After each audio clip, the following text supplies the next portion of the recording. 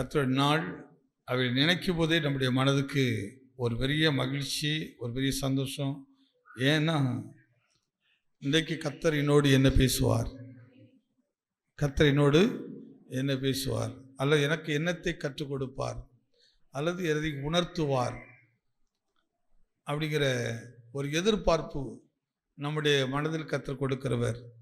அப்படிப்பட்ட எதிர்பார்ப்போடு தான் நம்ம கர்த்தருடைய ஆலயத்துக்கு வரும்போது கர்த்தர் நிச்சயமாக நம்மோடு பேசுகிறவராக இருக்கிறார்.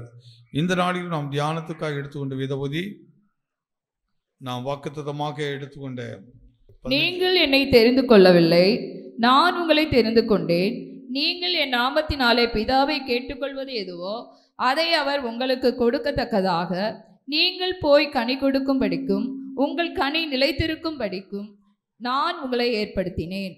நீங்கள் என்னை தெரிந்து கொள்ளவில்லை, நான் உங்களை தெரிந்து கொண்டேன். இந்த அடிப்படையில் நாம் தொடர்ந்து தியானித்து வருகிறோம்.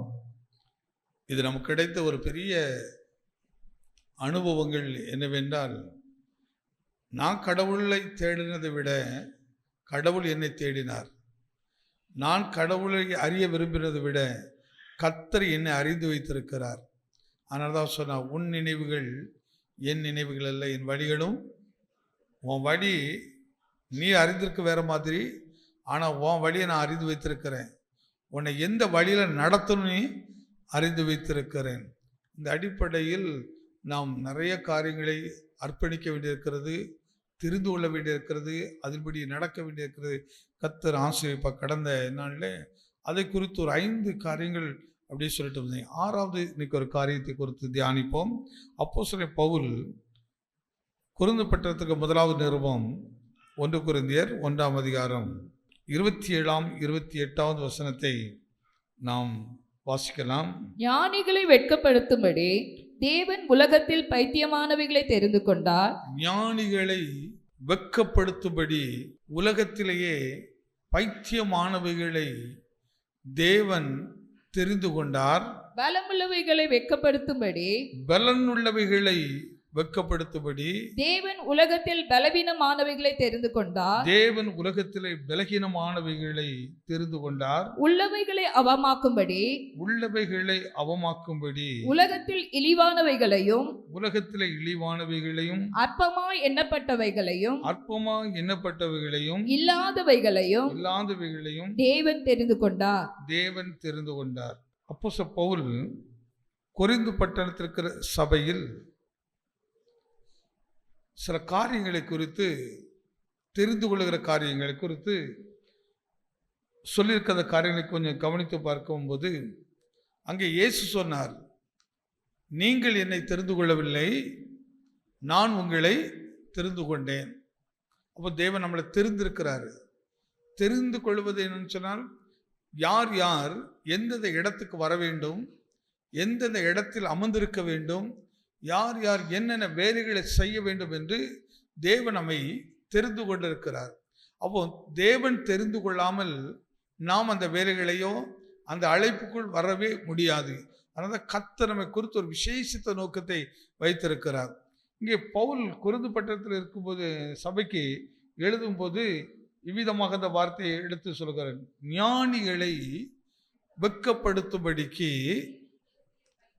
தேவன் இந்த பூமியில் பைத்தியமானவர்களை தெரிந்தெடுத்திருக்கிறார். இது கொஞ்சம் வித்தியாசமாக இருக்குது பாருங்க. ஞானி யாரும் ஞானியை தேடுவோமா, பைத்தியக்காரனை தேடுவோமா? என்ன சொல்ல? ஞானிகளை ஃப்ரெண்ட்ஷிப் ஆகிப்போமா, பைத்தியக்காரர்களையா?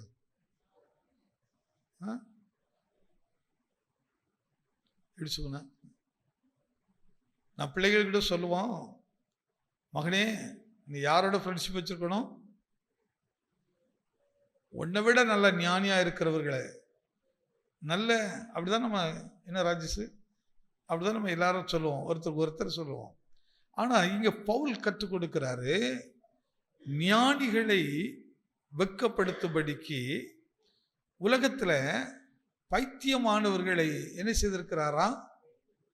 இந்த கிறிஸ்துவை அறிந்துட்டோன்னா, கிறிஸ்துவனுடைய உணர்வுகளை நான் புரிந்துக்கிட்டா, அல்ல கிறிஸ்துவுக்குள் இருக்கிற அந்த வழியை நாம் ருசித்துட்டோம்னா இந்த உலகம் நமக்கு எப்படி இருக்குன்னா பைத்தியம் மாதிரி தான் தெரியும்.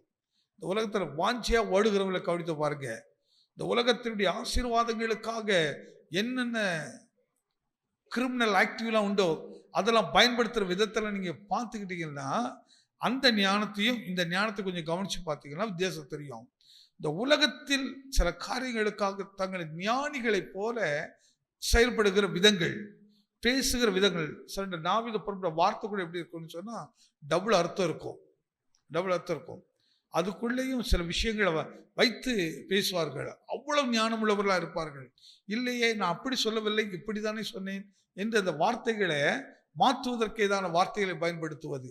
ஆனால் இப்படிப்பட்டவர்களை எல்லாம் பார்த்து வேதம் சொல்கிறது, இந்த ஞானிகளை தான் வேதம் சொல்கிறது, வெட்கப்படுத்தும்படிக்கு பைத்தியக்காரர்களை நான் தெரிந்து கொண்டேன். இயேசுவை கூட ஒரு குறிப்பிட்ட வேதபாரர்கள் பரிசேயர் சொன்னார்கள், இவர் பைத்தியம் பிடித்தவர் என்று சொன்னார்கள், பிசாசுடைய தலைவர் என்று சொன்னார்கள், இவரையா பின்பற்றுகிறீர்கள் என்று சொன்னார்கள். அவங்க இந்த பரிசேயர் சதிசேயருக்கு கூட இயேசுவின் வார்த்தைகளும் இயேசுடைய ஊழியங்களும் அவங்களுக்கு ஏற்றதாக இருக்கவே இல்லை. அவங்களுக்கு அந்த வார்த்தை பிடித்து இருக்கவில்லை. அதனால தான் இயேசுடைய பேச்செல்லாம் வேறு விதமாக இருக்குது, அது வார்த்தைகள் வேறு விதமாக இருக்கனால அவரை பார்த்து இவர் பிசாசு தலைவர் என்று சொன்னார். இவருடைய இருதயங்கள் எல்லாம் தேவன் அறிந்துதான் உடனே அவர் சொல்றாரு, எப்பா எந்த ராஜ்யமும் தனக்கு தானே பிரிந்திருந்தால் அது நிலைத்திருக்கவே செய்யாது. எப்படிப்பா என்னை பார்த்து இந்த வார்த்தையெல்லாம் நினைவுகளை அறிந்து அவர் சொல்றாரு. அப்போ நம்ம நினைவுகள் வேற, தேவன் நம்மை குறித்து வைத்திருக்கிற நினைவுகள் வேற. நம்ம வழிகளுக்கும் தேவனுடைய வழிகளுக்கும் ரொம்ப வித்தியாசம் இருக்குது. கர்த்தருடைய அழைப்புக்கும் நம்முடைய அழைப்புக்கும் வித்தியாசம் இருக்குது. தேவன் நம்மை தெரிந்து கொண்ட நோக்கத்துக்கும் நம்முடைய நோக்கத்துக்கும் நிறைய வித்தியாசங்கள் இருக்கிறது. கர்த்தர் ஒரு மனுஷனை தெரிந்தெடுத்திருக்கிறதுக்குன்னா அது ஒரு விசேஷ தன்மை இருக்கும். நீ கவனித்து பார்த்தீங்கன்னா பவுலை தேவன் தெரிந்து கொள்ளும் போது அந்த வார்த்தை கொஞ்சம் படித்து பார்ப்போம், வாசிக்கலாம். அப்போஸ்தலர் 9:15 கர்த்தர், நீ போ, அவன் புறஜாதிகளுக்கும் ராஜாக்களுக்கும் இஸ்ரவேல் புத்திரருக்கும் என்னுடைய நாமத்தை அறிவிக்கிறதற்காக நான் தெரிந்து கொண்ட பாத்திரமாய் இருக்கிறான். இந்த பவுலை பார்த்து சொல்றாரு, நான் இந்த பவுலை தெரிந்து கொண்டதற்கு ஒரு நோக்கம் இருக்குது. என்ன நோக்கம் தெரியுமா? இவன் புறஜாதியார் இடத்துக்கு போனோம், ராஜாக்களுடைய இடத்துக்கும் போனோம். இவன் அது நிமித்தம் பல உபத்திரவங்களை படுவான். அதற்கென்னே நான் தெரிந்து கொண்டு இருக்கிற ஒரு பாத்திரம். பவுலுங்க தான் அழைப்பு.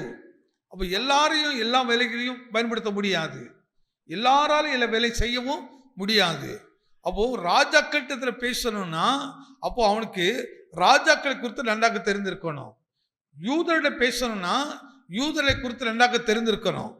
பழைய ஏற்பாட்டு பரிசுத்தவான்கள் பழைய ஏற்பாட்டு ஊழியக்காரோட பேசினா அந்த ஊழியத்தை பற்றி தெரிந்திருக்கணும். தெரியாதவர்களால் இதை குறித்து என்ன செய்ய முடியாது, நம்ம எல்லா கருத்தை விளக்கி அவங்களால சொல்ல முடியாது.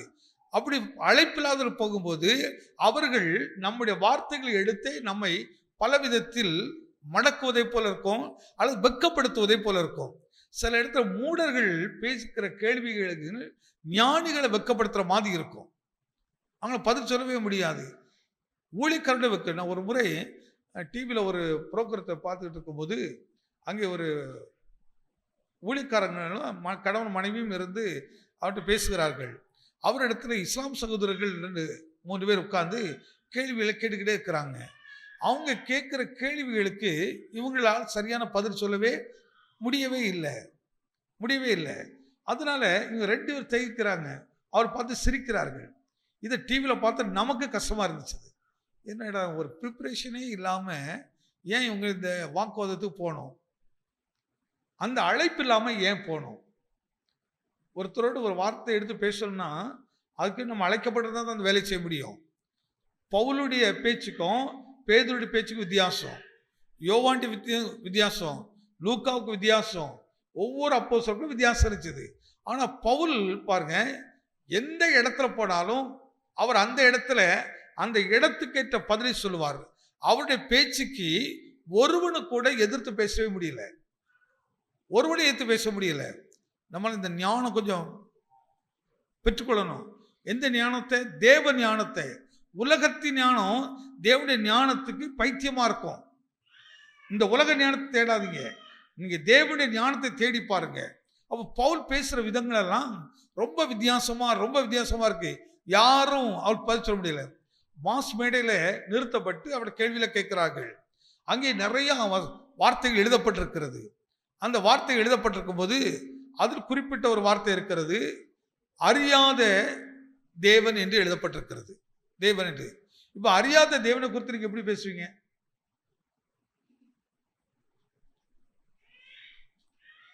எப்படி பேச முடியும்? ஒரு குரூப்புக்கு இந்த வேதங்களை எல்லாம் ஆராய்ச்சி பண்ணுவது, அல்லது இதை குறித்து தர்க்கம் பண்ணுவது, இதை குறித்தெல்லாம் பேசுவது. அதனால அந்த அரங்கத்தில் ஒரு வார்த்தை எழுதப்பட்டிருக்கிறது. இங்கே அப்போஸ்தலர் பவுலை குற்றம் சாட்டும்படியாக, அவனை கொலை பாதகனா மாற்றும்படியாக அவனை நிறுத்தப்பட்டிருக்கிற இடத்துல பவுல் அப்படியே பார்க்கிறாரு. பார்க்கும்போது அங்கே ஒரு எழுத்துக்கு இப்போ நம்ம நிறைய வசனம் எழுதப்பட்டிருக்கிறோம்.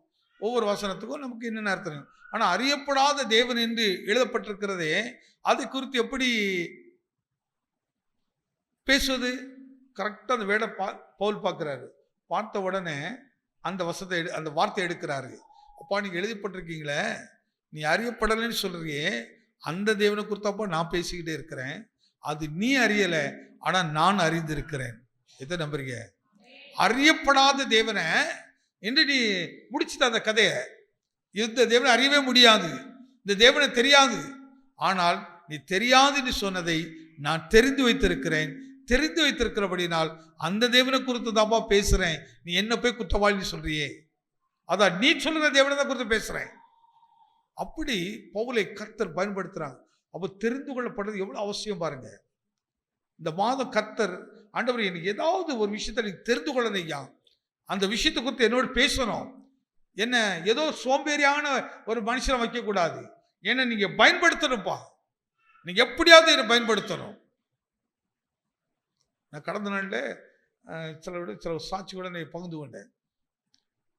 ஒரு மனுஷனுடைய கேள்விக்கு பதில் கேட்கிறாரு. தேவன் தேவன்னா யாரு? தேவனுக்கு ரூபம் இருக்கிறதா? பிசாசுனா என்ன? பிசாசுக்கு ரூபம் இருக்கிறதா? கேள்வியை வைக்கிறாங்க. இதுக்கெல்லாம் பதில் இருக்குதா?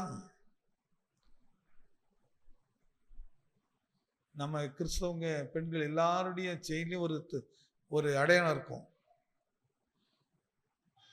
எல்லாருடைய கழுத்துலையும் ஒன்று தொங்கப்பட்டிருப்போம். என்னது?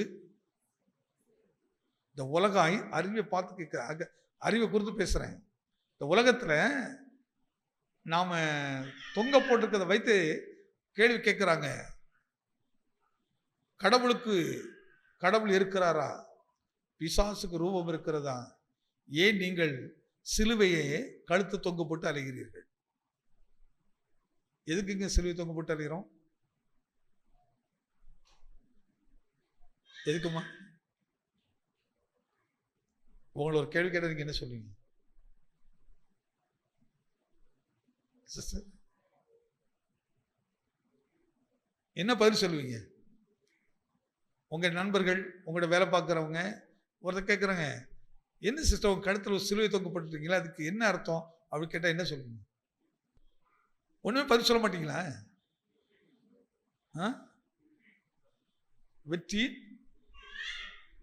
வெற்றின்னு சொன்னோம் அப்படி ஒவ்வொருத்தரும் ஒரு பதில் சொல்லலாம். நீங்கள் வெற்றின்னு சொன்னோன்னா அப்படிலாம் நம்பிட மாட்டாங்க. அதெல்லாம் டக்குன்னு எடுத்து பழைய கிறிஸ்தவர்கள் இல்லை, பழைய புரஜாதியார் இல்லை, இன்னைக்கு ரொம்ப தெளிவாக ரொம்ப இருக்கிறாரு. ஏன்டா ஒரு கேட்ட 3 கேள்வி, ஒரு இந்து சகோதரர் கேட்ட கேள்வி. ஆனால் அந்த 3க்கும் அவருக்கு அழகா அவர் புரிகிற மாதிரி பதில் சொல்வதற்கு கர்த்தர் சூழ்நிலை கொடுத்தார். அழகா அவருக்கு அதை விளக்குற மாதிரி. தேவன் இருக்கிறாரா? எனக்கு அதில் ரொம்ப விசேஷமானது என்னன்னா, பிசாசு இருக்கிறதா, அதுக்கு ரூபம் இருக்கிறதா? எத்தனை பிசாசு இருக்குன்னு நம்புறீங்க, எத்தனை இல்லைன்னு சொல்றீங்க? பேய், தேவன் என்று சொல்கிறது, இந்த சிலுவை, இந்த 3க்கும் ஒரு பெரிய முக்கியத்துவம் இருக்குது. இந்த 3க்கும் ரொம்ப முக்கியத்துவம் இருக்குது. சும்மா இல்லை. அவர் கேட்ட கேள்வியெல்லாம் சாதாரண கேள்வி இல்லை. இப்போ சொன்னார், இதை நான் நிறைய ஊழியக்கார்ட்ட கேட்குறேன், கிறிஸ்துவோட கேட்குறேன், ஆனால் யார் எனக்கு சொன்னாலும் அதில் எனக்கு திருப்தி இல்லை. அது செய்தார், இதை செய்தார் என்று. அப்போ அவருக்கு அது எளிய நிலைமையில் அவருடைய வாழ்க்கையோடு இணைத்து இந்த வார்த்தைகளை சொல்ல சொல்ல கிட்டத்தட்ட கடைசியாக ரட்சிக்கப்படுவதற்கு ஏதுவாக வேண்டிய மனம் என்ன பவுலில் பார்த்து சொல்ல போகிறேன், எப்பா நீ என்ன செய்ய ஆரம்பிச்சிட்ட, இன்னையும் கிறிஸ்துவனை மாற்றுவதற்கு ஏற்க சம்மதிக்க வச்சுட்டாங்க. நம்மெல்லாம் ஊழியம் செய்யணும். அதுக்காக சொல்கிறேன், சபையை கர்த்தர் சும்மா தேர்ந்தெடுக்கலை, நம்ம எல்லாரும் ஊழியம் செய்யணுங்க. யாருக்கு ஊழியம் செய்யணும்? இந்த உலகத்தில் ஞானி என்று சொல்கிறார்களே, தங்களை அறிவாளி என்று சொல்கிறார்களே, பண்டிதர் என்று சொல்கிறார்களே, அவர்களோடு பேசும்படி கர்த்தர் பைத்தியமான நம்மை தேர்ந்தெடுத்திருக்காரு. எத்தனை விசுவாசிக்கிறீங்க? அவர்களுக்கு விளங்கப்படத்தக்கதாக. சில சொல்லுங்க, கிறிஸ்துவனை பைத்தியக்காரன் ஐயா, எப்போ பாராது இல்லையம்மா, சோத்திரம்மா, இதை பண்ணிகிட்டே இருப்பாங்க, மன்னிக்கணும்னு சொல்லுவான், விட்டு கொடுங்க அப்படின்னு சொல்லுவான். சொல்கிறோமா இல்லையா? சிலருக்கு இப்போ விட்டு கொடுங்கன்னு சொல்கிறது கிறிஸ்துவனுக்கே பிடிக்க மாட்டேங்குது, மன்னிக்கன்னு சொல்கிறது கிறிஸ்துவனுக்கே பிடிக்க மாட்டேங்குது. அவ கிறிஸ்தவ சபைக்குள்ள அவ்வளோ பிசாசுலாம் இருக்குது. வார்த்தையை, அதை தேவனுடைய வார்த்தைக்கு எதிர்த்து நிற்பதா பிசாசு. அவருடைய வல்லமைகள், அந்த வல்லமைகள் உண்மை. அந்த வார்த்தை எனக்கு அந்த சம்பவம் ரொம்ப பிரயோஜனமாக இருந்துச்சு, ரொம்ப ஆசீர்வாதமாக இருந்துச்சு. அதுக்கப்புறம் ரீசெண்டாக அங்கே பார்த்துட்டு சொல்லாரு, அந்த வார்த்தையை கேட்ட பிறகு என் மனசுக்கு ரொம்ப சந்தோஷமாக இருக்குது. இருதயம் மாறுங்க, இருதயத்தை மாற்ற முடியும். அவள் இப்படிலாம் சந்தர்ப்பம் கிடைக்கும் போது தான் பாருங்க, நீங்கள் பயன்படுத்த நண்பர்கள்ட்ட நீங்கள் நம்ம சில நேரத்தை எப்படி நினைப்போம்னா, இவர்கிட்ட நம்ம போய் எதுக்கு இதெல்லாம் சொல்லிட்டு இருக்கணும் அப்படின்னுட்டு. அவர்களுக்கு விளங்க பண்ணணும். அவங்க விளங்காத கேள்வி கேட்குறாங்க, விளங்காத ஏதோ ஒன்று பின்பற்றிக்கிட்டே இருக்கிறாங்க. அப்போ ஒரு கேட்ட கேள்வி, எதற்காக நீங்கள் சிலுவையை உங்கள் தோளில் கழுத்தில் போட்டு அலையிறீங்க? என்ன சாப்பிட்றது? ஜென்ஸ் கூட நம்மலாம் போட்டிருப்போம், ஒரு செயின் போட்டோம்னா அதில் ஒரு சிலுவையை கண்டிப்பாக போட்டிருப்போம். ஆனால் எதற்காக? அதை குறித்து ஒருத்தர் கேள்வி கேட்கும்போது நம்ம என்ன சொல்ல முடியும்? எப்படி கேட்கிறார்கள்? ஒருத்தர் அருமையாக கேட்டார். எப்படி கேட்குறாருன்னா, உங்கள் தெய்வம் என்று சொல்லுகிறீர்கள், அந்த தெய்வத்தை ஒருத்தன் கொன்னுட்டான், அவன் கொன்ன ஆயுதத்தை எடுத்து புனிதம் என்று எப்படி சொல்லுவீங்க? அது எப்படி புனிதம் என்று சொல்லுவீங்க? சொல்ல முடியுமா? இந்த கேள்விக்கு என்ன பதில் சொல்லு?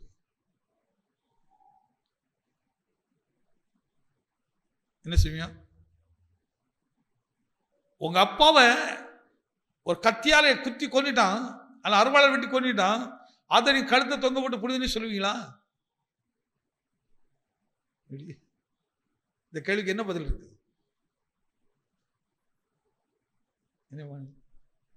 உலகம் ஏன்னா நான் இதுக்கு முன்னாடி இப்படிலாம் யார் கேட்டதே இல்லை. ஃபஸ்ட் டைம் எனக்கு இந்த கேள்வி அன்றைக்கி தான் கேட்குறேன், கேள்விப்படுறேன். எனக்கு ஒரு செகண்ட் அப்படி தகைச்சிட்டேன், என்னடா இதுக்கு என்ன பதில் சொல்கிறது அப்படி என்று. ஆனால் ஆவியானவர் உடனே அவர் வழி நடத்தினார். நீங்கள் சொல்வது எல்லாம், நான் அவரை கண்டனம்லாம் பண்ணலை, நீங்கள் சொல்ல தப்புலாம் சொல்லவே இல்லை.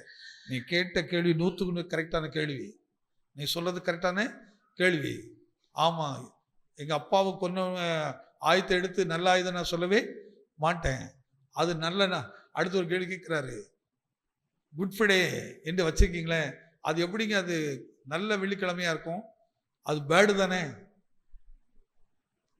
என்ன சொல்லி கரெக்டு தானே? உங்கள்கிட்ட கேட்டாங்களே, என்ன பதில் சொன்னீங்க?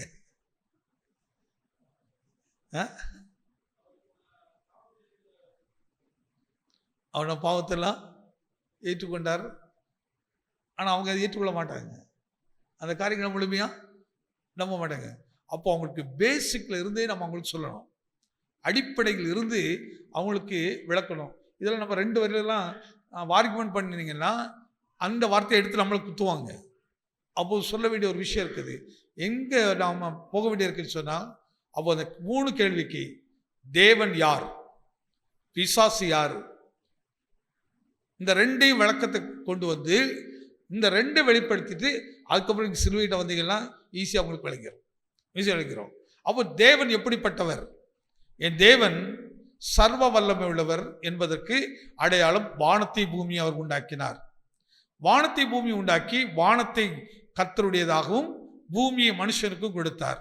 மனுஷனுக்கு கொடுத்து அவனுக்காக ஆயத்தப்படுத்தப்பட்டதா ஏதேன் தோட்டம். அந்த தோட்டத்தில் இருக்க எல்லாவற்றையும் தேவன் நமக்கு ஈஸியாக நினைச்ச அனுபவிக்கிறதை கொடுத்து ஒரே ஒரு நிபந்தனை வைத்தார். இதுல ஒன்றை மாத்திரம் நீங்க புசிக்கும் நாளிலே சாவீர்கள், புசிக்கும் நாளிலே சாவீர்கள். இப்போ இந்த இடத்துல ஒரு மனுஷன் ஒரு பழத்தை சாப்பிட்டா செத்துருவானா? ஒரு பழத்தை சாப்பிட்டு சாக போறது இல்லை. ஆனா சொல்றாரு, இதை புசிக்கும் நாளில் நீங்க மரித்து விடுவீர்கள் என்று சொல்கிறார். நான் காலங்கள் போகிறது, மனுஷனும் தேவனும் உறவாக இருக்கிறார்கள். மனுஷன் தேவ சத்தத்தை கேட்கிறான், தேவ சத்தத்தை மனுஷ சத்தத்தை தேவன் கேட்கிறார்.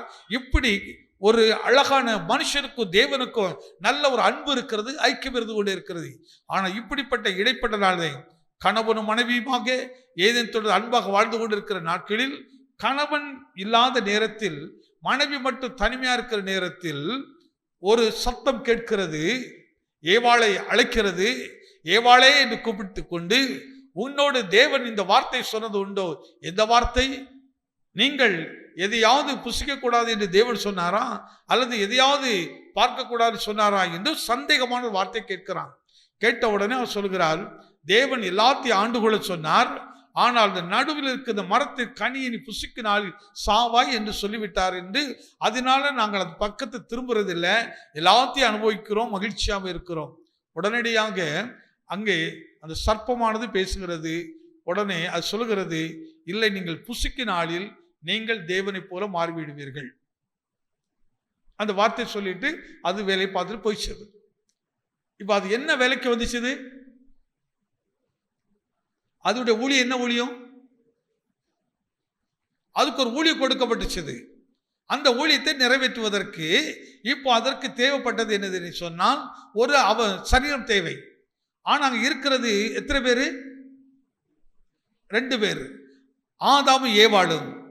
ஆதாம் கொஞ்சம் தெளிவான ஆளு, அதனால் சந்தர்ப்பத்தை தேடுகிறது. இந்த ஆதாமை வைத்து பேச முடியாது. சரியான நேரத்தில் அங்கே சர்ப்பம் நிற்கிறது.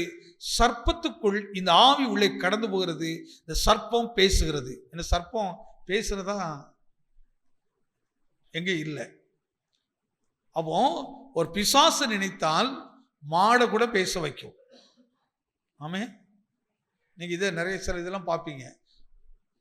எல்லா மிருகெல்லாம் பேசுவோம், இதெல்லாம் செய்யும். அப்போ இப்போ விழுந்து போன பொல்லாத ஆவியாகிய இந்த ஒளி தூதனுடைய ஆவி இந்த சர்ப்பத்துக்குள்ளே நுழைந்தது. இந்த சர்ப்பம் என்ன செய்தது? பேச ஆரம்பித்தது. ஏனென்றால் முதல் தேவனுடைய மனதில் இருந்தது மனுஷனுக்கு தேவராஜ்யத்தை அல்ல, தேவனுடைய தூதர்களுக்காக தேவராஜ்யத்தை ஏற்படுத்தினார். அந்த மகிமையான ராஜ்யத்தை தேவ தூதர்கள் இழந்து போன சந்தர்ப்பம் கீழ்ப்படியாமையினாலே. எப்பொழுது இழந்து போகிறான்? நான் தேவனுக்கு இணையாக இருப்பேன், தேவனுடைய சிங்காசனத்தில் வீற்றிருப்பேன். தன் மனதில் லூசிபர் என்று சொல்லப்படுகிற அந்த தூதன் நினைத்தபடியினால் தேவன் அவனை அங்கே இருந்து தள்ளுகிறார்.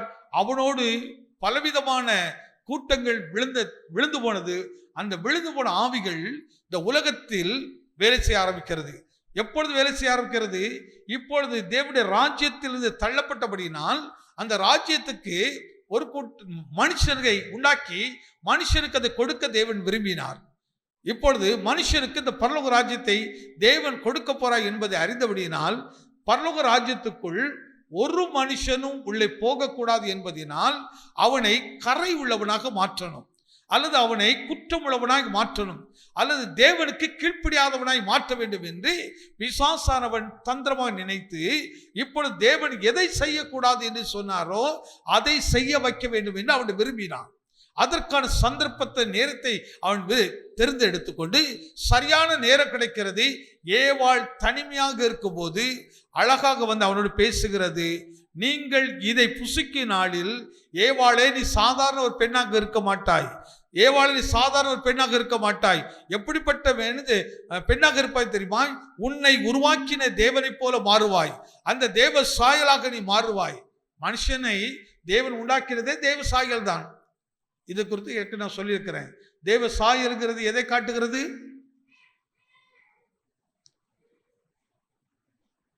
சாயலுங்கிறது எதை காட்டுகிறது? அன்னைக்கு ஒருத்தர் கேட்டாங்க, தேவ சாயல் அப்படின்ட்டு உங்க பைபிள் சொல்லுகிறது ஏன் அப்படின்னு சொன்னா, ஏன் ஒருத்தர் குள்ளனா இருக்கான், ஒருத்தர் கட்டையா இருக்கிறான், ஒருத்தர் கருப்பா இருக்கான், ஒருத்தர் இருக்கான், ஒருத்தருக்கு மூக்கு பெருசா இருக்கு, ஒருத்தர் சின்னதா இருக்கு, ஒருத்தர் கண்ணு பெருசா இருக்கு, ஒரு ஜனக்கு. அப்போ கடவுள் இப்படிதான் ரூபரூபமா இருந்தாரா? கேள்வி இருக்கா இல்லையா? என்ன லாஜிக் கேள்வி கேட்கிறாங்க பாருங்க. அப்போ தேவ சாயலா உண்டாக்கப்பட்டு சொல்லி இருக்கிறதே, அப்படி ஆனால் அப்போ தேவன் இப்படி பல கலர்ல இருந்தாரா? நமக்கு கொஞ்சம் யோசிக்க வேண்டியதான். அவன் கேட்ட கேள்வி. அப்பொழுது ஆவியான டக்குன்னு விளக்குறாரு, இல்ல அவருடைய சாயல்கிறது என்ன? அவருடைய சாயல் அவருடைய குணத்தை காட்டுகிறது, தேவனுடைய குணத்தை காட்டுகிறது. தேவனுக்கு இருந்த குணம் என்ன? அன்பின் குணம், இரக்கத்தின் குணம், தயவுள்ள சிந்தை பிதாவாகிய தேவனுக்கு இருந்தது. அந்த சாயலாக மனுஷன் இருக்க வேண்டும் என்று அவர் விரும்பினார், தயவை கொடுத்தார். ஆனால் நல்லா கவனித்து பாருங்க, எந்த குணம் ஒரு மனுஷனுக்கு இருக்கிற வேதம் சொல்கிறதோ அந்த குணத்துக்கு எதிரான ஒரு குணத்தை தான் உண்டாக்கினது இந்த சர்ப்பம். ஏவாளை அழகாக ஆசை காட்டினது. இன்னைக்கும் பாருங்க, அழகாக பேசுறது யார் தெரியுமா? தேவனுக்கு பயப்படுற ஊழியக்காரங்க வந்து பேசுறாங்கன்னு சொல்லிடுங்களேன். தேவனுக்கு பயப்படுற ஊழியக்காரர்கள் இது பேசுறாங்க. அதை எத்தனை பேர் உட்காந்து பார்ப்பீங்க? எத்தனை உட்காந்து பார்ப்பீங்க? அதே டிவியில் 2 ஆக்டர்ஸ் உட்காந்து பேசுறாங்க, எத்தனை பேர் பார்ப்பீங்க?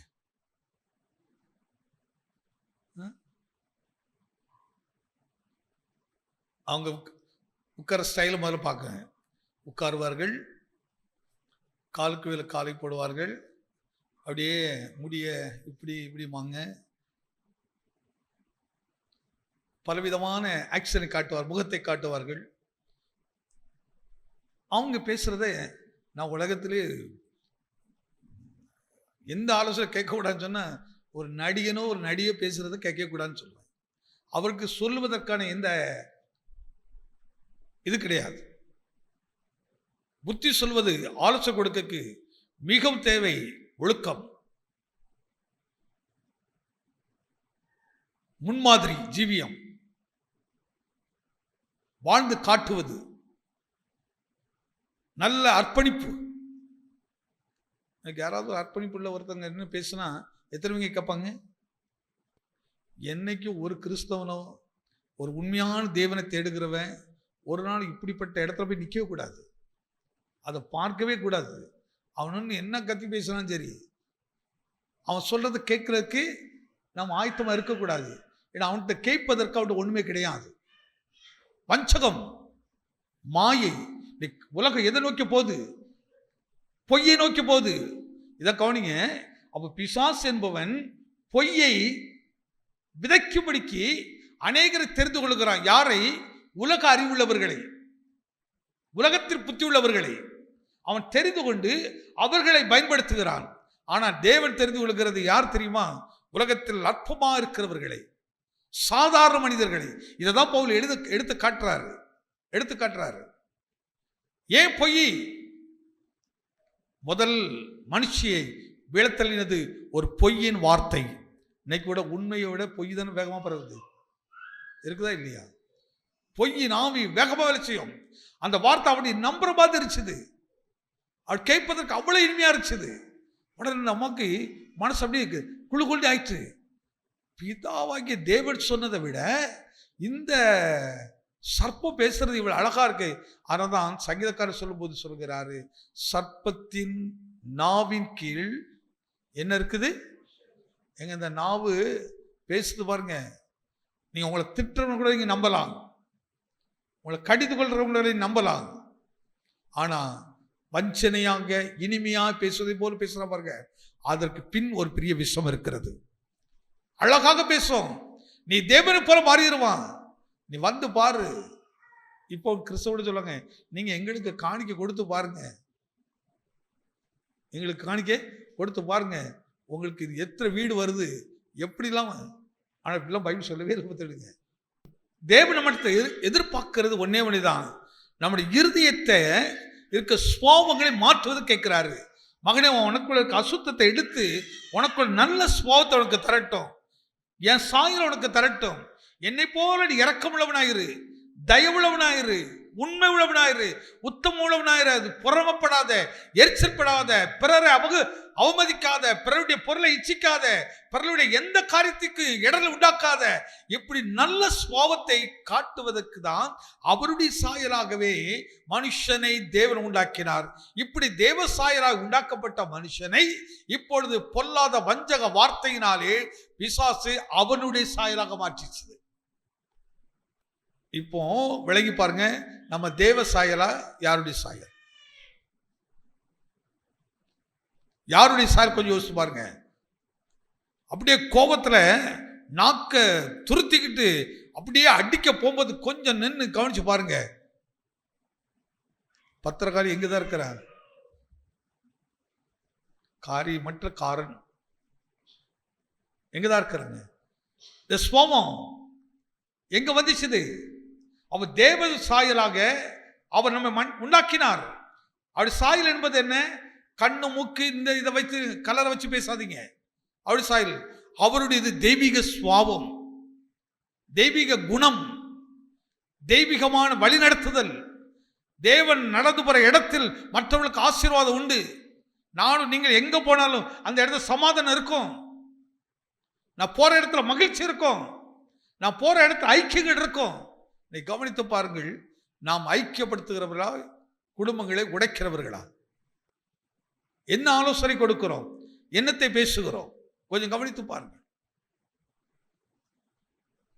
அழகாக வஞ்சித்தது, ஏமாற்றப்பட்டது. இப்பொழுது மனுஷன் அவருடைய சாயலை இழந்து இவன் யாராக மாறிவிட்டான்? பிசாசாக மாறிவிட்டான். இப்போ பிசாசாக மாறினபடினால் நல்ல கவனிங்க. இப்போ ஆதியாகம புஸ்தகம் 1ஆம் அதிகாரம் வரும்போது ஆதாமே என்று பிதா கூப்பிடுகிறார். கூப்பிட்ட உடனே இவன் சொல்லுகிறான், நான் நிர்வாணி என்று பயந்து ஒளிந்து கொண்டேன். இப்ப யார் உனக்கு நிர்வாணி என்று சொல்லுது? யார் உனக்கு நிர்வாணி என்று சொன்னது? அப்பா உனக்கு நல்ல வஸ்திரம் கொடுத்திருந்தேன், மகிமின் வஸ்திரத்தை கொடுத்திருந்தேனே, இந்த மகிமை எப்படி இழந்தாய்? அப்பொழுது அவர் சொல்லுகிறார், சர்ப்பம் எங்களை வஞ்சித்தது. இன்னைக்கு வஞ்ச காவி இருக்கா இல்லையா? அவன் பிசாசு என்பதற்கு ரூபமே கிடையாது. ஆனால் இங்கே இருக்க மனுஷர்கள் தான் தேவனாகவும் இருக்க முடியும், பிசாசுகளாக இருக்க முடியும். அவர் தேவ சித்தம் செய்கிறவர்கள் அன்பும் இரக்கமும் விட்டு கொடுக்கிறதிலும் இருப்பார்கள். பிசாசின் சாயலில் இருக்கிறவர்கள் எப்பொழுதும் நான் சுயம், என்னுடையது, எனக்குரியது என்று வாதாடுகிறவர்கள், போராடுகிறவர்கள் இருப்பார்கள். இப்ப நம்ம தேவ சாயலா பிசா சாயலா நம்மளே டிசைட் பண்ண வேண்டியதா? என்ன சாயலுங்க?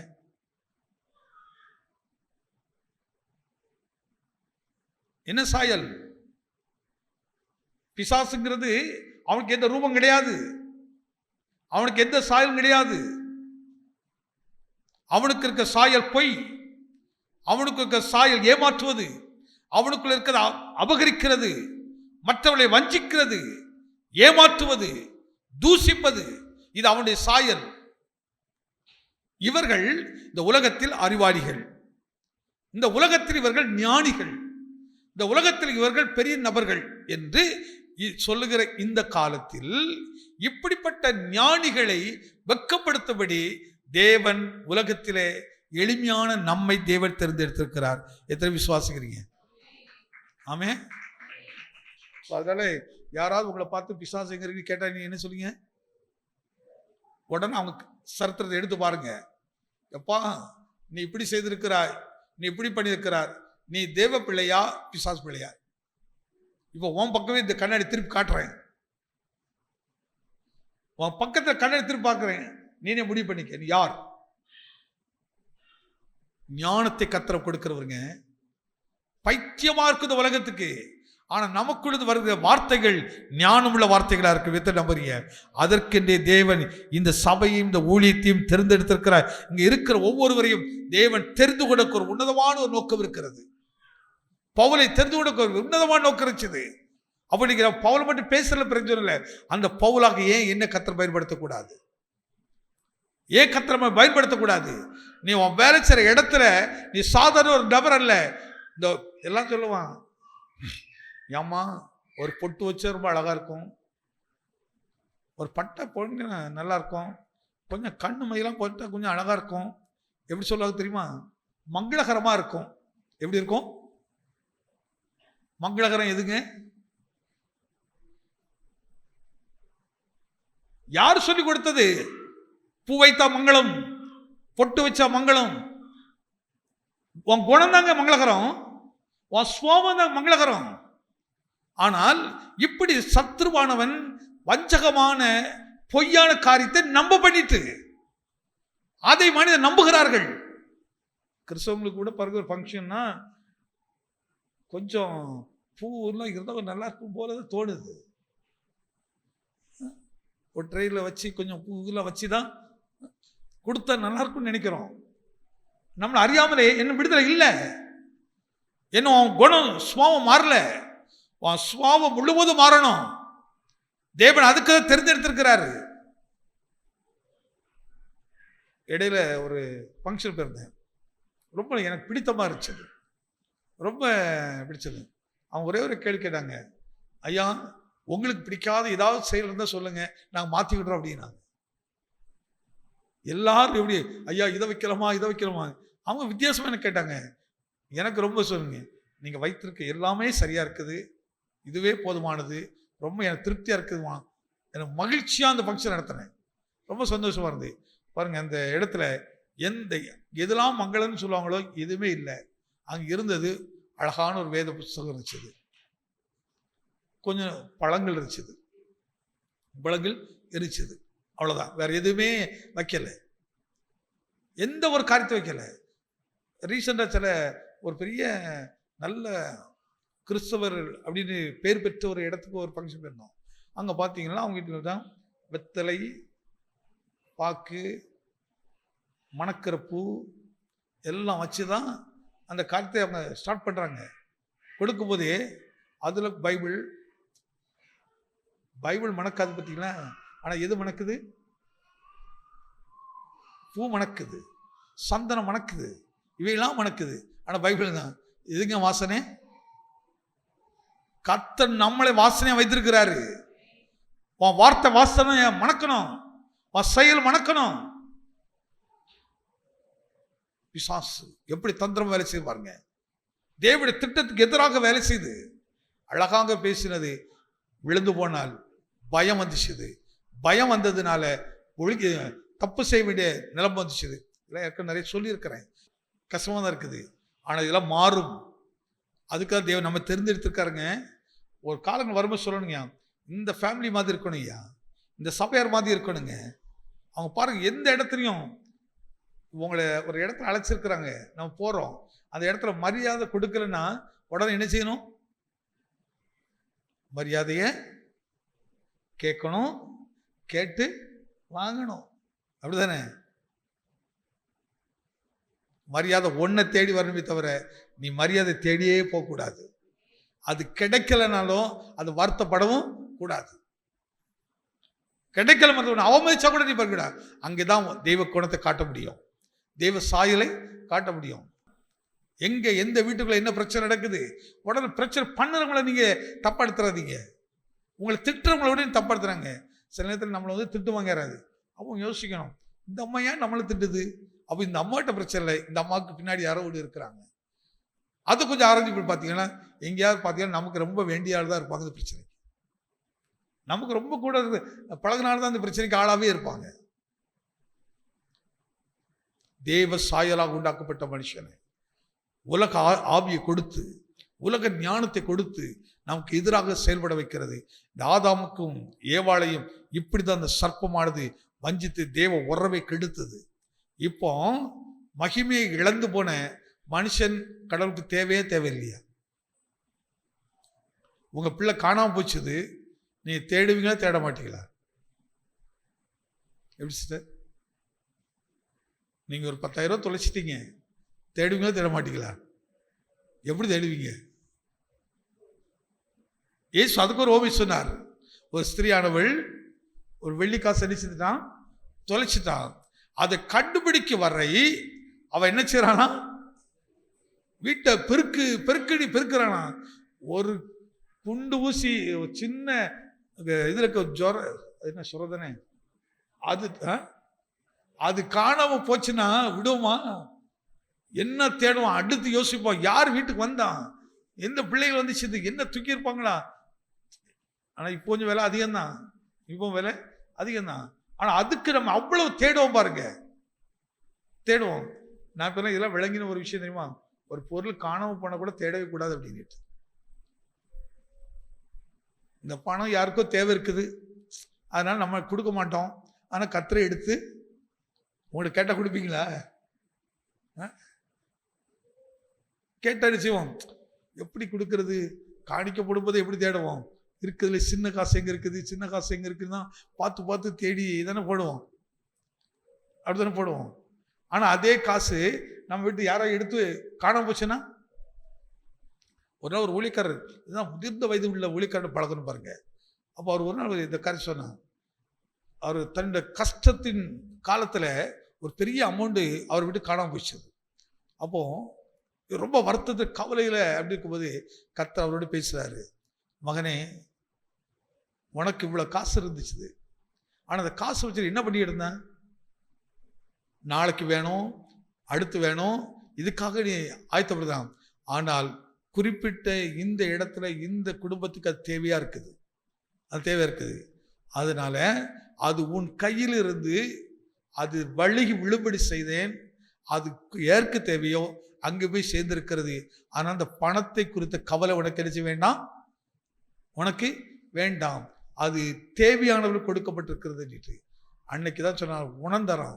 உடனே அழுது ஆண்டவரே, இப்படி பணத்துக்காக நான் இப்படி கவலைப்பட்டுட்டேனே, இதையே நினைத்து யோசிச்சுட்டே இருந்துட்டேனே, ஏன்னு நான் அந்த கவலையே பட மாட்டேனையா அப்படி அன்னைக்கு ஒப்பு கொடுத்துதாரேன்.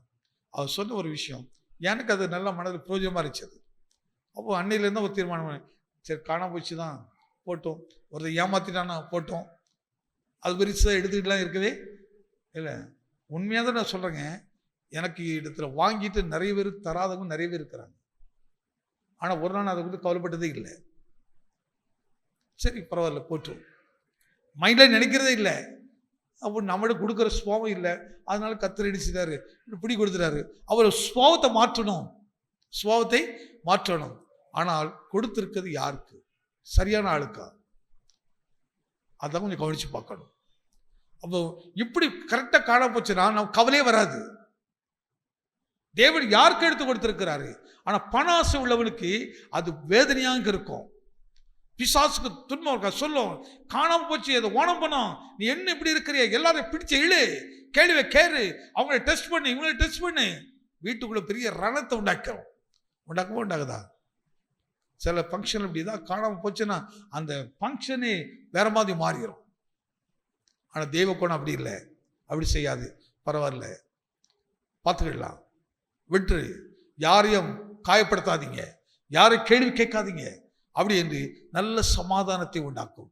ஏனென்றால் நமக்குள்ள இருக்கிறது யாரு, சமாதானத்தை தேவன் தாமே உங்களோடு இருப்பாராக.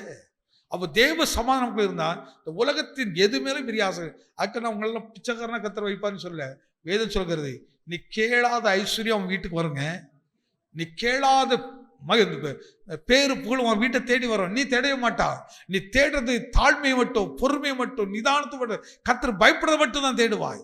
இதை தேட தேட பாருங்க, வாழ்க்கையே கர்த்தர் உங்களை பிரகாசிப்ப, நீங்க பிரகாசிக்க மாட்டீங்க, அது உங்களை பிரகாசிக்க பண்ணும், பிரகாசிக்கணும். பவுல் இதான் விளங்கி சொல்கிறாரு, என்ன செய்யறாரு, கர்த்தர் எதுக்கு தேர்ந்தெடுத்தாரா, மீண்டும் படிங்க, ஞானிகளை வெட்கப்படுத்தும்படி தேவன் உலகத்தில் பைத்தியமானவைகளை தெரிந்து கொண்டார், பலமுள்ளவைகளை வெட்கப்படுத்தும்படி தேவன் உலகத்தில் பலவீனமானவைகளை தெரிந்து கொண்டார். உலகத்துல பலகீனமானவர்களை தான் தேவன் தெரிந்தார். ஆகின வசனம் காட்டுவார், யாத்ராம புத்தகம் 4ஆம் அதிகாரம் 10-11 வாசிங்க.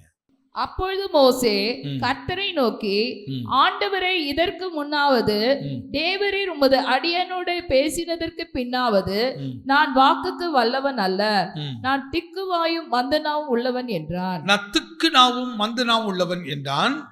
அப்பொழுது கர்த்தர் அவனை நோக்கி, மனுஷனுக்கு வாயை உண்டாக்கினவர் யார்? ஒரு கேள்வியை பாருங்க, மோசேயும் தேவன் பேசுறாங்க. மோசையை பார்த்து சொல்ற, நீ தான்பா இஸ்ரவேலை மீட்டெடுக்கணும், உன்னை நான் பயன்படுத்த போறேங்கிறாரு. ஆனா இதுக்கு நேர் எதிராக எப்படி பேசுறாரு? நான் திக்குவாயும் மந்த நாவும் உள்ளவன்னு சொல்லுகிறார். இப்ப அவனுக்கு ஒரு கேள்வி கேட்கிறாரு, இந்த வாயை உண்டாக்குறது யாரு?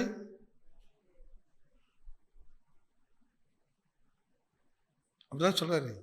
அப்பொழுது கர்த்தர் அவனை நோக்கி, மனுஷனுக்கு வாயை உண்டாக்கினவர் யார்? மனுஷனுக்கு வாயை உண்டாக்கினது யார்? யாராவது இப்போ உங்களுக்கு எனக்கு ஞானமா பேச தெரியலன்னு நினைக்கிறீங்களா? அவங்க மட்டும் கொஞ்சம் கை வைத்துங்க. ஆண்டவரே, எனக்கு ஞானமாவே பேச தெரியலப்பா, புத்தியாவே பேச தெரியல. இப்போ உங்களை பார்த்து கர்த்தர் கேட்கிறாரு, சரினா உன் வாயை உண்டாக்கிறது யாரு? தேவனா பிசாசா? எல்லாருடைய வாயும் தேவன் தான் உண்டாக்கினார். எல்லாரும் வாயும், எல்லா மனுஷன் தேவன் தான் உண்டாக்கினார். ஆனா இப்ப அந்த வாயை பேச வைக்கிறது யாரு? அங்கதான் விஷயம் இருக்குது. ஆதாம் ஏவாளை தேவன் தான் உண்டாக்கினாரு. ஆனா காதை உண்டாக்கிய தேவன் தான். இப்ப தேவ சத்தத்துக்கு பதில் இந்த சத்தம் கேட்டாங்க, சர்ப்பத்தின் சத்தம். அதை கேட்ட உடனே இப்ப சர்ப்பம் அதையே பேச ஆரம்பிச்சிட்டாங்க. சர்ப்பம் எப்படி பொய் சொன்னதோ அதே போல தேவன் எடுத்தாரு. நீங்க என்ன சுத்தி வந்தாலும் அந்த பாயிண்ட்லேயே தான் வரும்.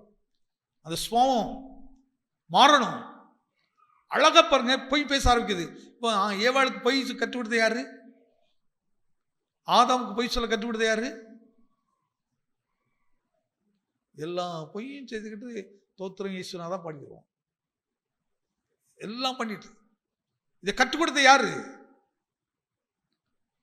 இங்க மோசே சொல்றாரு, ஐயா எனக்கு பேச தெரியாது. இப்போ அவர்கிட்ட கேட்கிறாரு, நீ பொண்ணு நாவுள்ளவன் தான், பரவாயில்ல இருக்கட்டும், பேச தெரியாதவன் தான் இருக்கட்டும், ஆனா உன்னை அழைச்சது நானு, உன்னை தெரிந்து கொண்டது நானு, உன்னை நான் எனக்கென்று தேர்ந்தெடுத்திருக்கிறேன். எதுக்கு தெரியுமா? இந்த குறைவுள்ள மனுஷனை கொண்டு பெரிய காரியத்தை கர்த்தர் செய்ய போறாரு. ஆமே, இதான் நம்ம கற்றுக்கொள்ள வேண்டிய ஒரு விஷயம். நீ குறைவுள்ள மனிதன் தான், மந்த நாவு தான் இருக்கட்டும், நீ அதை நோக்கி பார்க்காத, உன்னை அழைத்தவரை நோக்கி பாரு, உன்னை தெரிந்து கொண்டவரை நோக்கி பாரு, உன்னை உண்டாக்கினவரை நோக்கி பாரு. அவர் உன்னை பயன்படுத்துகிறார் என்பதை நாம் அதை விளங்குகிறது. அந்த யாத்திரை புஸ்தகம் 4 அந்த 10-11 நல்ல வீட்டில் உட்கார்ந்து படித்து பார்த்தீங்கன்னா அதோடைய அழகான காரியத்தை நம்ம இந்த விசுவாசத்தில் கொண்டு வர முடியும். அந்த வார்த்தையை படிக்கும்போது மோசே பேசுகிறாரு. ஆனால் இப்போ ஆரோன் வந்ததுக்கு மோசே காரணமா தேவன் காரணமா? என்ன எனக்கு தேவன் தெரிந்து கொண்டது யார? மோசேய. ஆனா இப்போ மோசேக்கு துணையாக ஆரோன் வருவதற்கு காரணம் யாரு? அப்போ தேவனுடைய மனதில் ஆரோன் இல்லை, தேவனுடைய மனதில் இல்லை. தேவன் யாரதான் தேர்ந்தெடுத்தாரு? இவர் தான். என்னால முடியாது, என்னால முடியாது, என்னால முடியாதுன்னு உடனே தான் இப்பொழுது கர்த்தர் சொல்றாரு, உன் வாயாக யார் இருப்பான்? உன் சொந்தக்காரனாகிய ஆரோன் இருப்பான். அவர் வித்தியாசம் இருக்குது. அழைச்சது, முன்குறித்தது. நீ என்ன தெரிந்து கொள்ளல, நான் உன்னை தெரிந்து கொண்டேன். ஆனா நான் உன்னை தெரிந்திருக்கிறேன். நீ என்ன செய்தா? என் வார்த்தை சந்தேகப்பட்டாய். சந்தேகப்படுறான். நம்ம அந்த வாய், அந்த வாய், இந்த வாய்ங்கிறாரு. கர்த்தர் உடனே சொல்றாரு, பரவாயில்ல இருக்கட்டுப்பா, உனக்காக நான் ஆரோனை ஏற்படுத்துகிறேன். அது கொஞ்சம் ஆழ்ந்து கவனிக்கும் போது அப்போ மோசே இருக்க வேண்டிய கணத்தை, மோசே கொடுக்க வேண்டிய எல்லா காரியத்தையும் கர்த்தர் இப்ப யார்கிட்ட எடுத்து கொடுக்கிறாரு? ஆரோன்ட்டு கொடுக்கிறாரு. அப்ப இது ஆரோன் தேவனுடைய மனதிலிருந்து வந்த ஆள் இல்லை, தேவனுடைய விருப்பத்தில் வந்த ஆள் இல்லை. மோசையின் கீழ்ப்படியாமையினால், மோசையின் சந்தேகத்தினால் வந்த ஆள் தான் ஆரோன். அதனாலதான் இந்த ஆரோனால இந்த பாவத்தை செய்ய முடியுது. எந்த பாவத்தை செய்ய முடிந்தது? கன்று குட்டியை உண்டாக்க முடிச்சது. நல்லா கவனிச்சு பாருங்க. சும்மா கண்டுபிடி வரல, தேவன் ஒரு பாத்திரத்தை தேர்ந்தெடுத்திருக்கிற வித்தியாசத்தை கவனிச்சு பாருங்க. பவுலை கர்த்தர் தேர்ந்தெடுத்தாரு. இவன் எனக்காக பாடுபடுவான், ராஜாக்கள் முன்னாடி நிற்பான். ஆனால் ஆரோனை கொஞ்சம் கவனிச்சு பாருங்க. கொஞ்ச நேரம் மோசே இல்லைன்னு உடனே இந்த ஜனங்களுடைய நிர்பந்தத்தின் நிமித்தம் உடனடியாக இந்த பாரத்தை அவன் சுமக்க முடியல, இந்த கஷ்டத்தை சுமக்க முடியல. உடனே ஒரு மாய்மானத்தை உண்டாக்கி, ஒரு கன்றுக்குட்டியை உண்டாக்கி, நீங்க பண்டிகை கொண்டாடுங்க அப்படின்ட்டார். கரெக்டா? இப்படி நான் சொல்றேன், நீங்க ஆமான்னு சொல்லணும் அவசியம் இல்லை. ஆனா அந்த சம்பவத்தை கொஞ்சம் கவனிச்சு பாருங்க. ஆரோனை தேவன் தேடி போகவே இல்லை, தேடி போகல. மோசே தான் கர்த்தர் தேடினார், மோசையோட தான் கர்த்தர் பேசினாரு. நீ தான் அந்த வேலை செய்யணும், நீ தெரிந்து கொள்ளப்பட்ட பாத்திரப்பா, இஸ்ரவேலை அடிமைத்தத்தை மீட்டெடுக்க வல்லமை நான் உனக்கு கொடுக்கிறேன். ஆனால் என்னை கர்த்தர் அழைச்ச உடனே ஆண்டவரே நான் தகுதி இல்லாத ஆளு, குப்பை புழுலாம் சொல்லிட்டு இருக்காதீங்க. உன்னை கர்த்தர் தெரிஞ்சதா நீ அந்த வேலை செய்ய, உடனடியாக அர்ப்பணி. ஆண்டவரே என்னை அனுப்பும், நான் இதை செய்கிறேன். சில நேரத்தில் யாராவது நம்ம எப்போ அந்த வேலையை ஜோஸ்பா நீ போன்னு சொன்னா உடனே ஜோசப் என்ன செய்வான்? நீ வாப்பா அப்படிம்பான். அவனுக்கு இல்லை, உனக்கு கொடுக்கப்பட்ட வேலை நீ தான் செய்யணும், உன்னை தான் கர்த்தர் பயன்படுத்த விரும்புகிறாரு. நீ அதை வீட்டில் உட்காந்து படிச்சீங்கன்னா மோசம் என்னெல்லாம் பேசுறான்னு தெரியும். நான் அந்த நாவு அந்த நாவு இந்த நாவு அப்படிலாம் பேசுவார், தப்பிக்கிற பார்க்குறாரு. இல்லை, ஆரோனை ஏற்படுத்துகிறான். ஆனால் அந்த ஆரோன் இஸ்ரவேலை நடத்தும் போது அவர் பெரிய தவறை செய்தார் பாருங்க. ஜனங்கள் மோசைக்கு நாச்சதோ எங்களுக்கு ஒரு கடவுள் வேணும்னு சொன்ன உடனே தங்கத்தை எல்லாம் வாங்கி நெருப்பில் போட்டார். உடனே கண்டுகுட்டி ஆச்சுதுங்கிறாரு. உடனே இது கடவுள்னாரு, இதுக்கு பண்டிகை கொண்டாடுங்கன்னாரு. இன்னைக்கு பாருங்க, விக்கிரகாரன் உள்ளே வந்தது, விக்கிரகாரன் உள்ளே வந்தது. சர்ப்பம் பேசிச்சு, சர்ப்பம் ஆலோசனை கொடுத்துங்க, தேவன ஆலோசனை கொடுக்கல. இதெல்லாம் கவனிக்கும் போது எங்கே வீழ்ச்சி, எங்கே தவறு நடந்துச்சது, அப்போ எது நமக்குள்ள வரணும் எது வரக்கூடாதுங்கிறதை நான் விளங்கிக் கொள்ளும்படி கர்த்தர் தேவ ஞானத்தை நம்ம கொடுத்திருக்கிறார். அடுத்த ஒரு கருத்தை பாருங்க, 1 சாமுவேல் 3ஆம் அதிகாரம் 4ஆம் வசனம். அப்பொழுது கர்த்தர் சாமுவேலை கூப்பிட்டார். அதற்கு அவன் இதோ இருக்கிறேன் என்று சொல்லி ஏனிடத்தில் ஓடி இதோ இருக்கிறேன், என்னை கூப்பிட்டீரே என்றான். அதற்கு அவன் நான் கூப்பிடவில்லை, திரும்பி போய் படுத்துக்கொள் என்றான். அவன் போய் படுத்துக்கொண்டான். மறுபடியும் கர்த்தர் சாமுவேலை என்று கூப்பிட்டார். அப்பொழுது சாமுவேல் எழுந்திருந்து ஏலினிடத்தில் போய் இதோ. தேவன் ஒரு மனுஷனை பயன்படுத்துவதற்கு வயது ஒரு தடை கிடையாது. வயது என்ன கிடையாது, ஒரு தடை கிடையாது. தேவன் இங்க இருக்க யாரை கொண்டு கூட பேச முடியும், யாரை கொண்டு கூட நினைச்ச முடியும், பேச முடியும். இப்போ ஏலி தேவ ஊழியக்காரன், ஆனால் தேவனுடைய ஊழியக்காரன் தன்னுடைய பிள்ளைகளை, இப்போ கர்த்தர் தெரிந்துக்கணும், யாரை தெரிஞ்சிருக்கணும், யாரோட பேசியிருக்கணும், ஏலியோட பேசியிருக்கணும், அல்லது ஏலியுடைய பிள்ளைகளோடு பேசியிருக்கணும். ஆனால் இவங்க யாரையும் தெரிந்து கொள்ளாம சிறுவனாக இருக்கிற சாமுவேலை தெரிந்து கொள்கிறார். அவனோட பேச விரும்புகிறார். இந்த சாமுவேலுக்கு ஏலியுடைய குடும்பத்தை முடிவை காட்டணும்னு நினைக்கிறார். நீங்கள் என்னை தெரிந்து கொள்ளவில்லை, நான் உங்களை தெரிந்து கொண்டேன். இப்போ ஒரு ஊழியக்காரனுடைய முடிவை, அந்த ஊழியக்காரருக்கு நடக்க போற காரியத்தை சொல்லுவதற்கு தெரிந்து கொள்ளப்பட்ட பாத்திரம் யாரு? சாமுவேல். அவன் சின்னவன், நல்ல கவனிங்க. ஏன் சின்ன பிள்ளைகளை தெரிந்தெடுத்தாரு? ஒரு கேள்வி வருது. சின்ன பிள்ளைங்க தான் என்ன செய்யாது? இப்போ பிளஸ்ஸியை பார்த்துட்டு, பிளஸ்ஸி உங்கள் அப்பாவும் அம்மாவும் நீங்கள் சண்டை போட்டாங்களான்னு சொன்னால் சொல்லும், அம்மா பாஸ்டர் எங்கள் அம்மா இப்படிலாம் பேசுகிறாங்க, அப்பா இப்படிலாம் அடிக்க போனாங்க. அது என்ன செய்யாது? பொய் சொல்லவே சொல்லாது, அப்படி கரெக்டாக சொல்லும். அது பிளஸ்ஸி ரொம்ப கரெக்டாக சொல்லுவாள். அது சொல்லலாம், பாஸ்டர் எங்கள் அம்மா ரொம்ப பேசுவாங்க. அவளை கொஞ்சம் உட்காந்து கதை கேட்டு பாருங்களேன், நல்லா சொல்லுவாங்க. அதுக்கப்புறம் நீங்கள் அதே வார்த்தையை எடுத்துகிட்டு நீங்கள் இப்படி பண்ணீங்களான்னா அவங்களும் ஆமான்னு சொல்லுவாங்க. அவள் பொய் சொல்லலை, உண்மையை சொல்லு. உண்மையாய் பேசுகிறவர் யாரு? சிறு குழந்தைகள். ஆனால் தான் பிதா ஆகி தேவன் ஒரு தேவ மனுஷனுடைய தவறுகளை சுட்டி காக்க இன்னொரு பெரிய மனுஷனை கர்த்தர் தெரிந்து எடுக்கல, இன்னொரு வல்லமையான ஒரு மனுஷனை தெரிந்து எடுக்கல. கவனிச்சு பாருங்க. அப்போ கரை இல்லாத திரை இல்லாத ஒரு சின்ன குழந்தைய கர்த்தர் தெரிந்தெடுக்கிறாரு. ஒரு சிறு பையனை தெரிந்தெடுத்து அவனை கூப்பிடுறாரு, சாமுவேலே சாமுவேலே. இப்போ அந்த ரொம்ப இன்ட்ரெஸ்டிங்கான விஷயம் என்ன தெரியுமா? 3 நேரம் நடக்கிற சம்பவம். இப்போ ஏலி கிட்ட திரும்ப போறாரு. போனோடனே இப்போ ஏலி தான் சொல்லணும், சொல்லி கொடுக்காது பாருங்க. இவருக்கு வேலிக்கு ஒரு ரகசியம் விளங்கிச்சுது. தேவன் இந்த சாமுவேல்கிட்ட ஏதோ சொல்ல போறாரு, முக்கியமான ஒரு விஷயம் சொல்ல போறாரு. அதனால தான் முதிர் வயதுள்ள யான்ட்ட கர்த்தர் பேசல, அவர் என்ன கூப்பிடல, ஆனா யாரை கூப்பிடுறாரு?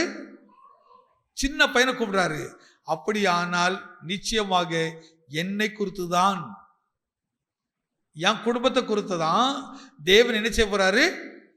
இந்த சாமுவேல்கிட்ட பேச போறாருன்னு சொல்லிட்டு அவர் சொல்லிக் கொடுக்கிறாரு. கர்த்தாவே சொல்லும், அடியேன் கேட்கிறேன். முடிஞ்சது. ஏன் கேட்கிறாரு? தேவன் சொன்னதை என்கிட்ட மறைக்காம சொல்லு. கேட்டாரா கேட்கலையா? ஏலி கேட்டாரா கேட்டலையா? அப்போ ஏலிக்கு ஒரு விஷயம் தெரியும், என்னை குறித்து தான் கர்த்தர் பேச போறாரு, என் குடும்பத்தை குறித்து தான் பேச போறாரு. அதனால்தான் என்னோடு பேசாமல் இந்த சிறுவன் இடத்துல பேசுற. சிறுவன் தான் பொய் சொல்ல மாட்டான். அவன் ஆனா இப்போ உள்ள சின்னது ரொம்ப பொய் தான் பேசுது. அம்மா அப்பா என்ன சொன்னாங்களோ அப்படியே கரெக்டா மைண்ட் வச்சிருக்குது. பாஸ்டர் கேட்டால் கூட இப்படிதான் சொல்லணும், யார் கேட்டாலும் இப்படிதான் சொல்லணும், கரெக்டாக சொல்லுது. ஒரு நாள் ஒரு நிமிஷம், ஏம்மா நீ எங்கள் வீட்டுக்கு வரையனோ? இல்லை பாஸ்டர் நான் அவங்க வீட்டுக்கு வரமாட்டேன். எதுக்கு? அவங்களுக்கும் எங்களுக்கும் சண்டை, அவங்களுக்கும் எங்களுக்கும். ஆடா பாவி, சின்ன வயதுல விஷத்தை எப்படி விதைக்கிற பாருங்க. இப்போ இது வளரும் போதே எப்படி வளரும்? அவங்கள பார்க்கும்போது வெறுப்புணர்வோடு வளரும், எதிரியாகவே பார்க்கும். ஒன்றை விட 10 மடங்கு மோசமான ஆளாவது பிசாசா மாறுகிறோம். ஆனால் ஒரு நாள் பிள்ளைகளை பாருங்க, அது அந்த அந்த சுபாவத்திலே வளர விடுங்க. என்ன நல்ல சுபாவத்தை கற்றுக் கொடுங்க அந்த பிள்ளைகளுக்கு. எப்படி கற்றுக் கொடுக்கணும்? அந்த பிள்ளைகளுக்கு அருமையாக உண்மையை பேச கற்றுக் கொடுக்கணும். அப்படி கற்றுக் கொடுக்கணும். தெய்வ சுபாவங்களை அவங்களுக்கு கற்றுக் கொடுக்கணும். அப்படி நடத்தினீங்கன்னா எவ்வளோ ஆசீர்வாதமா இருக்கும் பாருங்க, எவ்வளோ ஆசீர்வாதமா இருக்கும் பாருங்க. அப்போ சாமியலோடு கர்த்தர் தெரிந்து கொண்ட நோக்கம் என்ன? ஊழியக்காரனுடைய குற்றத்தை சுட்டி காட்டுவதற்காக. அதனால்தான் தேவன் ஒவ்வொருவரும் நோக்கத்தை இன்னும் ஒரே ஒரு ஆளுமணி சொல்லி முடிச்சிடுறேன். வாசி உபாந்த புஸ்தகம் 7:7. சகல ஜனங்களிலும் நீங்கள் திரட்சியான ஜனம் என்று கர்த்தர் உங்கள் பேரில் அன்பு வைத்து உங்களை தெரிந்து கொள்ளவில்லை. நீங்கள் சகல ஜனங்களிலும் கொஞ்சமா இருந்தீர்கள். நீங்க சகல ஜனங்களிலும் கொஞ்சமா தான் இருந்தீங்க. திரட்சியானவெல்லாம் கிடையாது, பெரிய கூட்டம் கிடையாது. ஆனா கர்த்தர் யாரை தெரிந்து கொள்கிறாராம்? கர்த்தர் உங்களில் அன்பு கூர்ந்ததினாலும், கர்த்தர் உங்களில் அன்பு கூர்ந்ததினாலும், உங்கள் பிதாக்களுக்கிட்ட ஆணையை காக்க வேண்டும் என்பதினாலும், கர்த்தர் பலத்த கையினாலும் உங்களை புறப்பட பண்ணி அடிமைத்தன வீடாகி எகிப்து நின்றும் அதன் ராஜாவான பார்வோனின் கை நின்று உங்களை மீட்டு கொண்டார். தேவன் ஒரு நோக்கத்தோடு தான் எல்லாம் தெரிந்து கொள்ளார். இந்த வசனம் அதிகாரம் நல்ல வீட்டில் உட்காந்து படிச்சு பாருங்க. அதுல குறிப்பாக நான் அந்த கீவேர்டு மாதிரி இந்த 7ஆம் வசனத்தை அதையெல்லாம் சேர்ந்து வாசிக்கும்.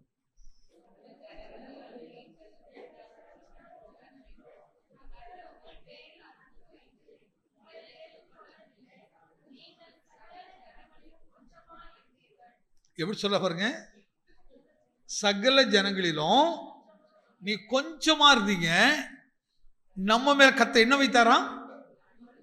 அன்பு வைத்து. இதான் அவருடைய சுபாவம். கிறிஸ்துவின் தெய்வீகமான சுபாவத்தை கொஞ்சம் கவனித்து பாருங்க. அப்போ ஒரு நமக்கு அன்பு யார் மேல வரும்? பெரிய கூட்டத்து மேல தானே வரும். இந்த கூட்டம்லாம் இருந்தால் நமக்கு ஆசீர்வாதமா இருக்கு, இந்த கூட்டம்லாம் இருந்தால் ஆசீர்வாதம். ஆனா அது மேலாம் கர்த்தர் அன்பு வைக்காம நீங்க கொஞ்சம் ஜனமா சின்ன கூட்டமா இருந்தீங்க, உங்க மேல கர்த்தர் அன்பு வைத்து. அவர் அந்த வார்த்தை நல்லா பிடிக்கலாம். கர்த்தர் உங்களில் அன்பு வைத்ததினாலும், உங்க மேல அன்பு வைத்தது, அதை இப்படி எடுத்துக்க, என் மேல் கர்த்தர் அன்பு வைத்ததினால் உங்கள் பிதாக்களுக்கிட்ட ஆணையை காக்க வேண்டும் என்பதினாலும், கர்த்தர் பலத்த கையினால் உங்களை புறப்பட பண்ணி அடிமைத்தன வீடாகி எகிப்து நின்றும். எல்லா கரங்களை தட்டிங்க. இன்றைக்கு கர்த்தர் அடிமைத்தனத்திலிருந்த வீட்டில இருந்து தேவன் விடுதலையாக்கும்படியாக தேவன் தருகிறார். எதுக்கு விடுதலை நமக்கு? அதனால்தான் பாருங்க, நீதிமான விட ஒரு பாவி ரட்சிக்கப்பட்டுட்டான்னா அவன் 10 பாவியை ரட்சித்துருவான். ஆமா, நீங்க நானும் நீங்க எத்தனை பேர் ரட்சித்திருக்கோம்? நீங்க உண்மையா மனம் திரும்பி இருந்தோம்னா, உண்மையான ஒரு விடுதலை அடைந்திருந்தா வீட்டுக்குள்ள சும்மா உட்கார்ந்துருக்க மாட்டாங்க. சும்மா அப்படியே ட்ரெஸ் அழுங்காம போயிட்டு வர கிறிஸ்தவனா இருக்க மாட்டோம். ஒரு எக்ஸாம் பாருங்க, அந்த சாரிபாத் அந்த சம்பவத்தை கொஞ்சம் கவனிச்சு பாருங்க. அந்த பெண் என்ன வேலை செஞ்சாங்க கொஞ்சம் கவனித்து பாருங்க. ஓடுறா, இந்த சமாரியாவில் கொஞ்சம் கவனிச்சு பாருங்க. ஓடுறான், ஐயா வந்து பாருங்க, இன்னைக்கு அதனால பாருங்க, நீதிமான்களை கர்த்தர் தேடி வரல, பாவிகளை ரட்சிக்க வந்தாரு. ஒரு பாவி தன்னுடைய தவற உணர்ந்துட்டான்னா அவனுக்கு தெரியும், ஐயோ நான் ஒரு பெரிய பிசாசினுடைய கிரியை செய்துகிட்டு இருந்தேன், பாவத்தை செய்துகிட்டு இருந்தேன், இன்னைக்கு கர்த்தர் என்னை ரட்சித்தாருன்னு சொன்னான். எங்களை பாவிகள் ஓடுவான், திருத்திருவா தேடி ஓடுவான். ஓடி போய் அவங்களை விடுதலைக்காக சொல்லுவான், ஐயா அந்த வேதனைக்குள்ள இருந்தேன், அந்த அடிமைத்தனத்தில் இருந்தேன், கர்த்தர் என்னை விடுதலையாக்கினார், மகளே நீ வெளியே வா, மகளே நீ வெளியே வாடிட்டு ஓடி ஓடி ஊழியம் செய்வான். இன்னைக்கு அந்த ஒரு ஊழியமா நம்ம செய்திருக்கோமா யோசிச்சு பாருங்க. ஏன் நம்மள செய்ய முடியல? என்னம்மா, ஏன் நம்மளால ஊழியம் செய்ய முடியல? என் விடுதலை இல்லை.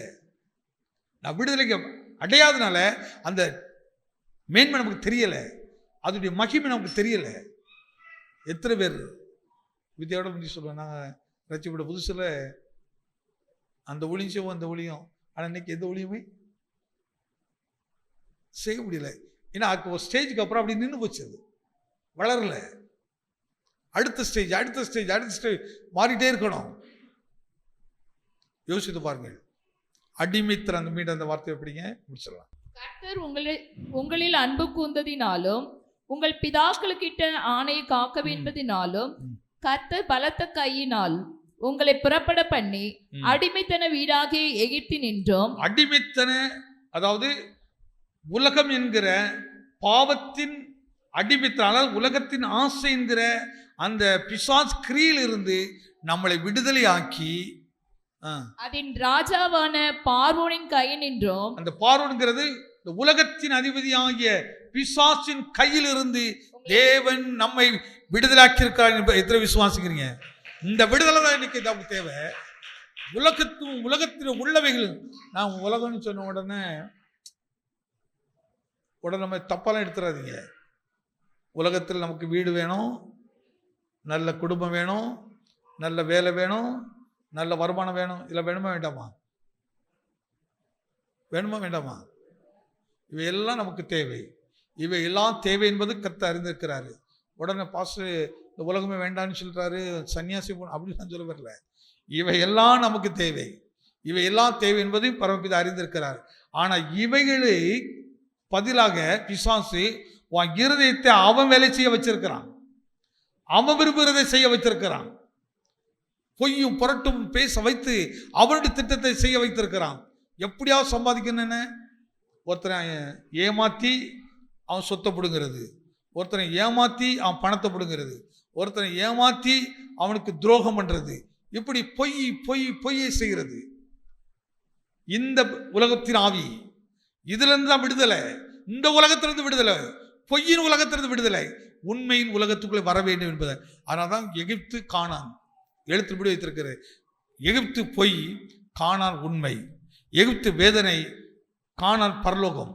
இந்த ஆசீர்வாதத்தை தேவன் கொடுக்கதான் விடுதலையாக்கி கொண்டு வந்தார் சின்ன கூட்டமாக இருந்த இந்த இஸ்ரவேலரை. நம்மையும் அதுக்கு காரணம் ஒரு அன்பு, அந்த அன்பு. அப்போ அந்த அன்பு நமக்குள்ள வந்தா இன்னைக்கு ஏன் நமக்குள்ள ஊழியம் செய்ய முடியலன்னு சொன்னா, அந்த அன்பு நம்மகிட்ட இல்லை, அந்த அன்பு நம்மகிட்ட இல்லை. அந்த அன்பு இல்லாதனால தான் இன்னைக்கு நம்மளால் ஊழியம் செய்யவே முடியலை. சோர்ந்து போயிருந்தோம், டயர்டாக இருக்குது, வேலையை முடிச்சுட்டு அப்படி இல்லை. ஒரு நாள் ஒரு இன்னைக்கு கூட சில இருக்கிறாங்க பாருங்க, அப்படியே டியூட்டி முடிச்சுட்டு ஓடி வருவாங்க வந்துட்டு இன்னைக்கு இதுக்காக நம்ம ஜெபிக்கிற நாள், குரூப்பாங்க. ஆனால் இன்னைக்கு அதுதான் குரூப்ல குறைஞ்சிச்சு. ஹைகோர்ட்டில் வேலை செய்கிறவங்க ஓடி வருவாங்க, பேங்க்ல வேலை செய்வாங்க, அவங்கவுங்க ஒரு டீம் வச்சுருப்பாங்க. ஒரு டைம் வச்சுட்டு வேலை முடிச்சுட்டு வீட்டுக்கு ஓட மாட்டாங்க, எங்கேயாவது பக்கத்தில் சர்ச் இருந்து அங்கே போய் ஜோம் பண்ணுவாங்க. இந்த பாரிஸ் கார்னர்லாம் பார்த்தீங்கன்னா இந்த ஆஃபீஸ்லேருந்து வருவாங்க, குரூப்பாக வந்து ஜோம் பண்ணுவாங்க. ஆச்சரியமாக இருக்கும். இவ்வளோ வேலையில் இவ்வளோ உயர்ந்த பதவியில் இருக்கிறவங்கலாம் எப்படி ஜோம் பண்ணுறாங்க? லாயர்ஸ்லாம் அப்படி ஜோம் பண்ணுவாங்க. ஸ்டேட் பேங்க்ல வேலை செய்கிறவங்க அங்கே இருந்து இன்னைக்கு நமக்கு ஏன் இந்த பாரம் வரல? எதுக்கு அந்த வாஞ்ச வரல? போன நைட் பிரேக்கில் இதுக்கெல்லாம் ஜோம்னி இருக்கிறோம். இந்த வர வெள்ளிக்கிழமை எல்லாரும் ஃபோன் நம்பரை வாங்கி வச்சு, என்ன இல்லையா,